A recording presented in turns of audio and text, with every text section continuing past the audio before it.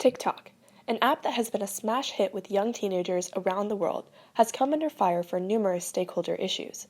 TikTok is a Chinese company, and many feel that the involvement of the Chinese government in the running of the app makes user data particularly vulnerable to foreign government use. This accusation is made worse by the fact that the vast majority of TikTok users are minors. Recent complaints about the safety of the users ultimately resulted in TikTok paying $5.7 million to settle complaints that it was not abiding by the Children's Online Privacy Protection Act. Furthermore, a third-party security research group, Check Point, conducted a test in which it concluded that it would be easy for hackers to access accounts, allowing them to manipulate user content and access personal information such as names and birth dates. It is evident that security is becoming an increasing concern for stakeholders such as users, the United States government, and content creators like musicians whose music is featured on the app. We are here today to discuss some of these issues with the various stakeholders who are affected by them.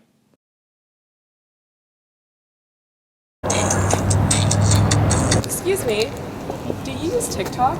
Yeah, I actually do. Would you mind if I ask you a few quick questions about your experience? No, I don't mind at all. We've read reports that state data security is a large concern among TikTok users. Have you ever thought about what TikTok is doing with your data?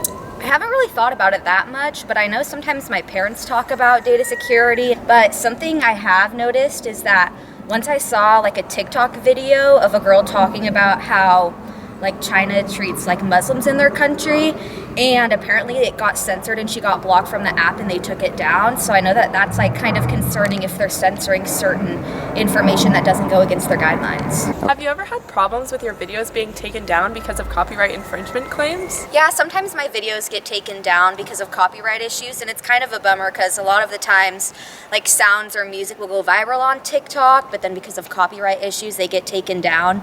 And I just wish there was a way that TikTok could work with musicians so they could get compensated for their work.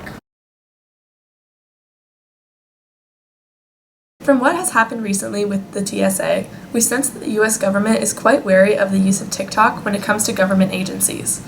Could you tell us exactly what happened and why TSA made the decision to ban its employees from using TikTok? Employees had been using TikTok to make and post funny videos about the processes and rules for boarding, but all of these were made in their personal devices and accounts, so none of the videos were actually officially posted by TSA itself.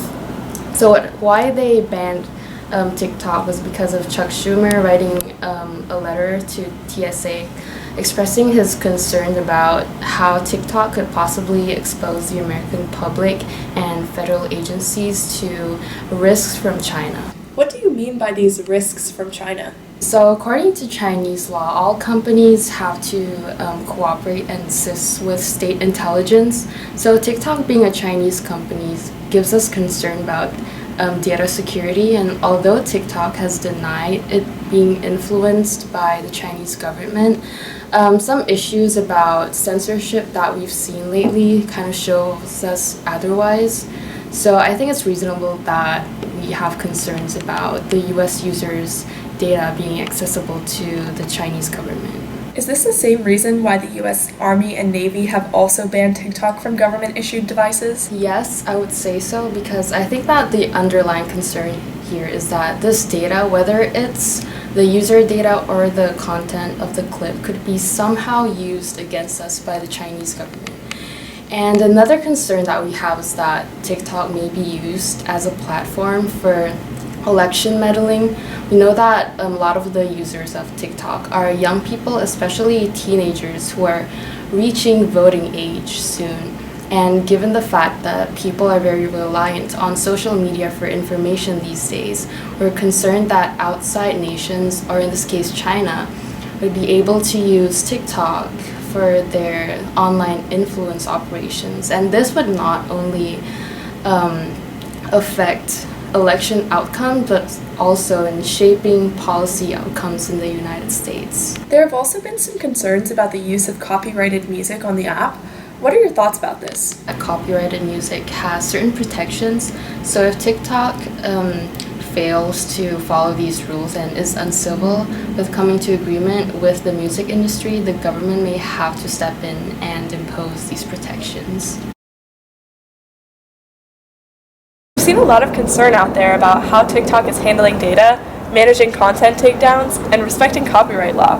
As an employee of TikTok, do you think the company is doing enough when it comes to these issues? Well, there's always room for improvement, but I think it'd be incorrect to say that TikTok isn't making strides to increase our overall transparency.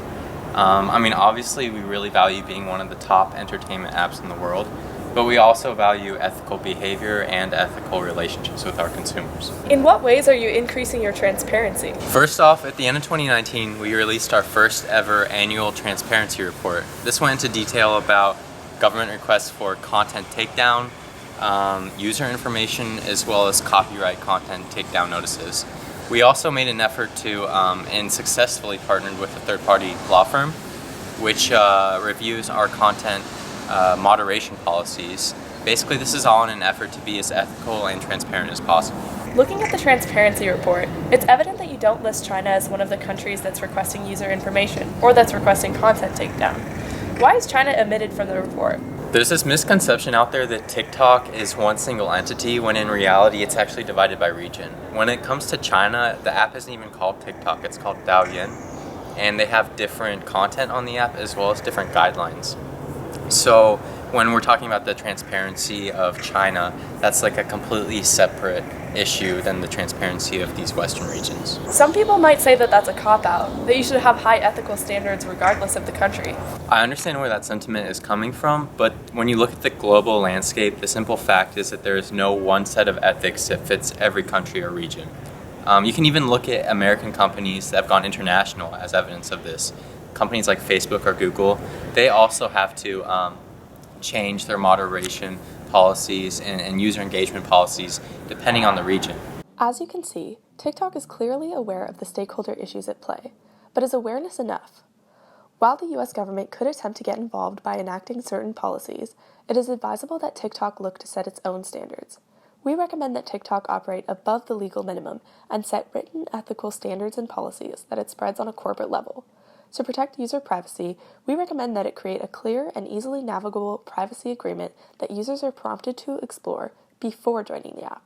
We also recommend that TikTok continue to increase transparency by producing biannual rather than annual transparency reports about what steps it has taken to protect user data and improve privacy and security in the app. This will increase user loyalty and stifle government concerns. Lastly, to address copyright concerns, we recommend that TikTok create stronger and closer agreements with the musicians and labels whose music is used on the platform. This may include written contracts with higher royalties and stronger protections, but we feel that an agreement like this is worthwhile to protect the company from further criticism or regulation.